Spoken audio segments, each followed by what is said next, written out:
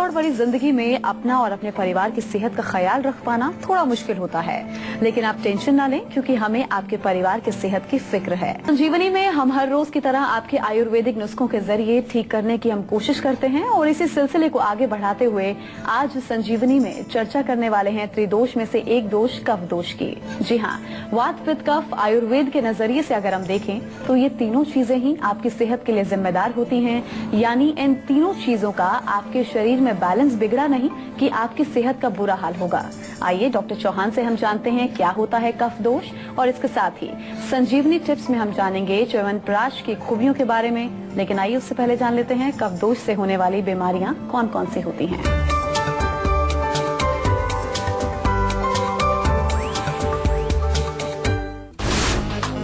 सांस लेने में होती है परेशानी, सीने में रहता है दर्द, घुटनों में रहती है सूजन, मोटापे से हैं परेशान, कहीं कफ दोष तो नहीं। चलिए अब डॉक्टर साहब से हम चर्चा की शुरुआत करेंगे और डॉक्टर साहब से जानेंगे कि शरीर में वात पित्त कफ का बैलेंस होना कितना जरूरी होता है। जी डॉक्टर साहब बताइए। जी देखिए, वात पित्त कफ जो है हमारे शरीर की तीन शक्तियां हैं। आप बार बार हमारे इस शो में शायद इन शब्दों को सुनते रहते हैं और ये तीन ऐसी शक्तियां हैं जो हमारे शरीर में जितने भी कार्य चल रहे हैं उन कार्यों को ये संचालित करती हैं। और जब तक ये तीनों वात पित्त कफ एक बैलेंस में बनी रहे, साम्य अवस्था में बने रहे, तो हमारा शरीर जो है स्वस्थ कहलाता है। और जैसे ही इनमें कोई इम्बैलेंस आएगा, कहीं कोई विकृति आएगी, कोई घट जाएगा, कोई बढ़ जाएगा, तो जो वो काम करते हैं उन कार्यों में कुछ विघ्न आ जाएगा, कुछ रुकावट आ जाएगी, कुछ खराबी आ जाएगी और उस रुकावट या खराबी को हम कहते हैं बीमारी या रोग। तो बड़ा सिंपल सा प्रिंसिपल है। अगर हम वात पित्त कफ को अच्छी तरह से समझ लें कि ये क्या है, किस प्रकार से काम करते हैं और क्या हम कर सकते हैं कि ये नॉर्मल यानी कि बैलेंस बने रहे हमारे शरीर में, तो फिर रोग ही नहीं आएंगे। इसलिए आयुर्वेद का जो एक हिस्सा है, बहुत बड़ा हिस्सा आयुर्वेद का, केवल इसी के लिए है लिखा गया है कि जो हमारे शरीर में वात पित्त कफ जो दोष हैं, इनको हम कैसे बैलेंस में रखें, यानी कि अपने जो हेल्थ को हम कैसे मेंटेन करें, हम बीमार ही ना हो। बीमार होने का इंतजार नहीं करते हैं हम आयुर्वेद में कि बीमार होंगे तब हम आपका इलाज करेंगे। हमारे यहाँ 50% आयुर्वेद केवल यही बात करता है कि यदि आप स्वस्थ हैं, आपके वात पित्त कफ जो हैं तीनों दोष अगर सही प्रकार से काम कर रहे हैं, किसी प्रकार की वो विकृति नहीं है उनके अंदर, तो उनको कैसे बैलेंस में रखना है। और उसके लिए छोटी छोटी सी चीजें हैं, अपनी प्रकृति को समझना कि आपकी प्रकृति कौन सी है और अपनी प्रकृति के अनुसार आपको अपना खान पान, लाइफस्टाइल, अपना रहन सहन, सब चीज अपने नेचर के अकॉर्डिंग जब आप चुन लेते हैं तो फिर आपका जो है हेल्थ यानी कि आपका स्वास्थ्य जो है वो मेंटेन रहता है, उसमें खराबी नहीं आती किसी तरह की। अब चलिए मोंटी से बात कर लेते हैं। जी मोंटी, क्या पूछना चाहते हैं आप? जी मैं पूछना चाह रहा था कि मेरे शरीर में लगता नहीं है, मैं खाता बहुत हूँ, मेरे शरीर में लगता नहीं है कुछ भी। देखिए, खाते तो हैं आप लेकिन वो पचता नहीं है, तो फिर क्या फायदा उसका। हमेशा जो है आपको खाना एक अच्छी चीज है कि हमें अच्छी पौष्टिक डाइट लेनी चाहिए, न्यूट्रिशियस फूड लेना चाहिए, लेकिन हम कहते हैं कि साथ साथ आपको ये भी ध्यान रखना है कि जो भी आप खा रहे हैं वो पचना चाहिए। और पचने के लिए हमें अपनी अग्नि को मजबूत रखना है और जो हमारी अग्नि है, पाचक अग्नि या जठराग्नि इसको हम कहते हैं, उसको मजबूत रखने के लिए एक छोटा सा नुस्खा आपको मैं बता रहा हूँ, ये आप जरूर बनाइए घर पर, आपको बहुत फायदा करेगा।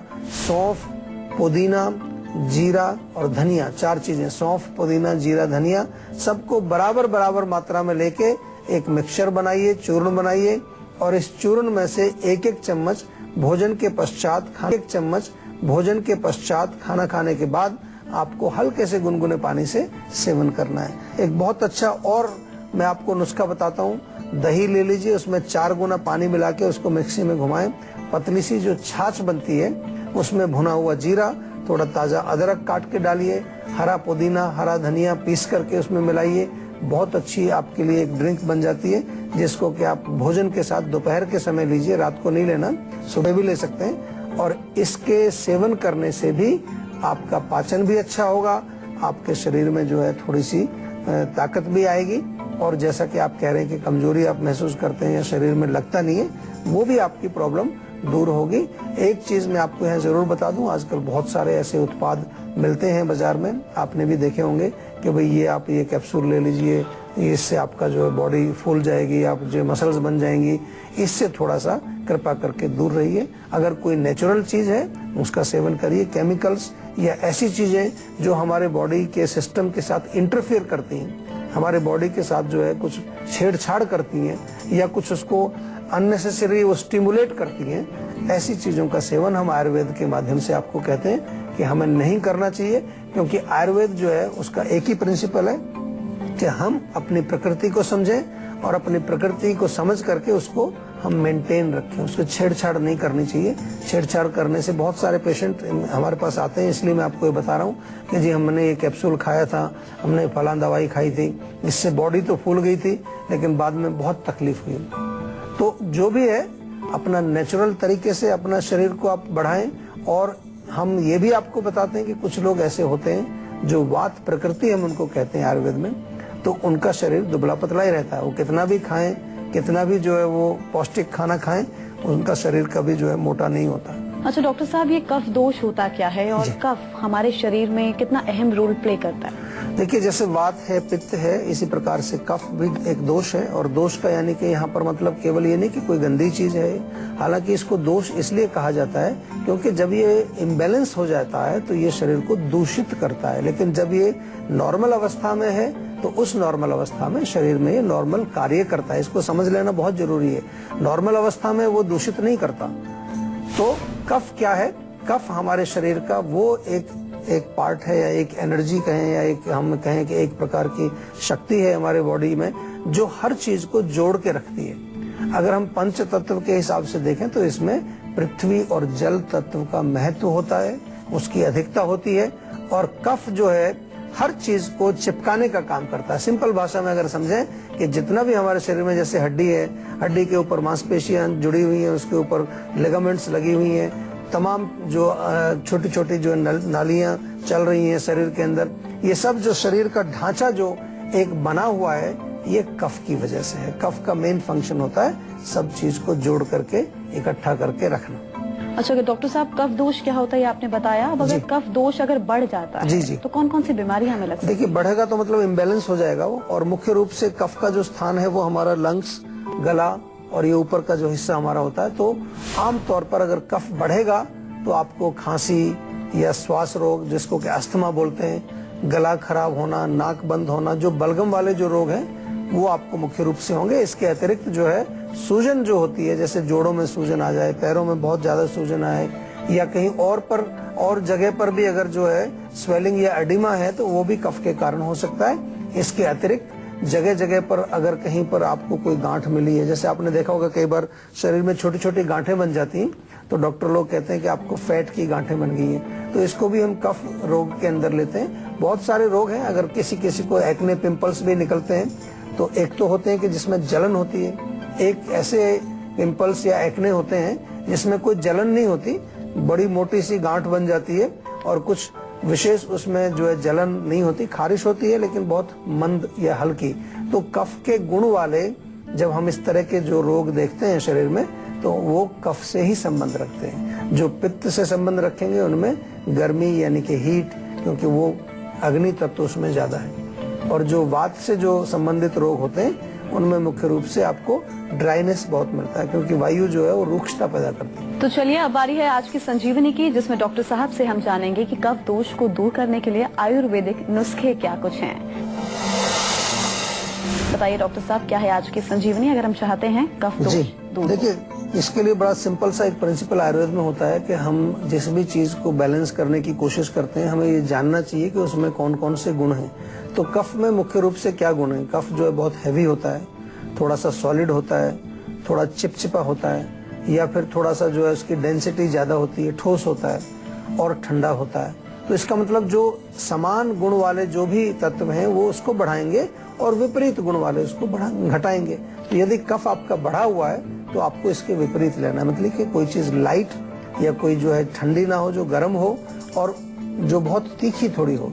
तीखी इसलिए क्योंकि वो थोड़ा सा हैवी है, तो हैवी चीज में अगर कोई हम अग्नि तत्व वाली चीज डालेंगे, तीखी चीज डालेंगे तो उसको वो ठीक करेगी। तो इसलिए क्या क्या करना पड़ेगा आपको, अगर कफ आपको हो जाए तो सौंठ का चूर्ण बहुत अच्छा काम करता है आपके लिए। सौंठ का चूर्ण आप आधा चम्मच सुबह, आधा चम्मच शाम को ले लीजिए।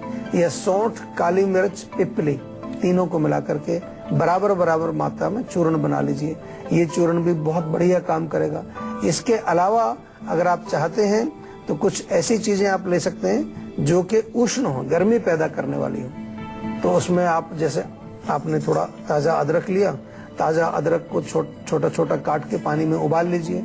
उबलने के पश्चात उसमें थोड़ा सा काली मिर्च और थोड़ी हल्दी डाल करके आप पिए पानी को, तो वो भी आपके कफ को दूर करता है। और इसी प्रकार से कफ को नष्ट करने के लिए और अनेक औषधियां हैं आयुर्वेद में, काफी सारी इसके लिए फॉर्मुलेशंस हैं जो कि विशेष रूप से हमारे म्यूकस को यानी कि बलगम को या कफ को बैलेंस करने में बहुत बड़ा रोल प्ले करती हैं। ज्यादातर इसमें आपको ध्यान ये रखना है कि जब भी आपको कफ का कोई रोग है तो जब औषधि आप ले रहे हैं, जब दवाई आप लेते हैं उसके लिए, तो उसके साथ साथ आपको परहेज भी करना जरूरी है। यानी कि मिठाई नहीं खानी चाहिए, दूध से बनी चीजें नहीं खानी चाहिए और बहुत ज्यादा गरिष्ठ भोजन आपको नहीं करना चाहिए। पलवल से हमारे अगले दर्शक अभिषेक जुड़े हैं, उनसे बात करते हैं। जी अभिषेक, क्या पूछना चाहते हैं आप? मुझे देखो स्ट्रेस पावर के बारे में बात करनी थी अपनी। मेरी स्ट्रेस पावर है काफी, मतलब हर चीज का स्ट्रेस जल्दी आ जाता है मेरे को, मतलब गुस्सा जल्दी आ जाता है किसी भी चीज पे। गुस्सा आता है ज्यादा? हाँ जी, स्ट्रेस पावर थोड़ा काफी ज्यादा है। नहीं, एक तो गुस्सा आता है और कौन सी क्या कह रहे हैं आप? थोड़ा स्ट्रेस है। अच्छा, हाँ जी, स्ट्रेस ज्यादा है। देखिए, स्ट्रेस का कारण होता है कि आपका जो माइंड है, मन जिसको हम आयुर्वेद में बोलते हैं, उसमें किसी न किसी प्रकार की कमजोरी है, वीकनेस है, नेगेटिविटी है। तो उसकी वजह से आपको इरिटेशन भी होगी, गुस्सा भी जल्दी आ जाएगा। तो मन की शक्ति को बढ़ाना है, जिसको हम सत्व गुण बोलते हैं आयुर्वेद में।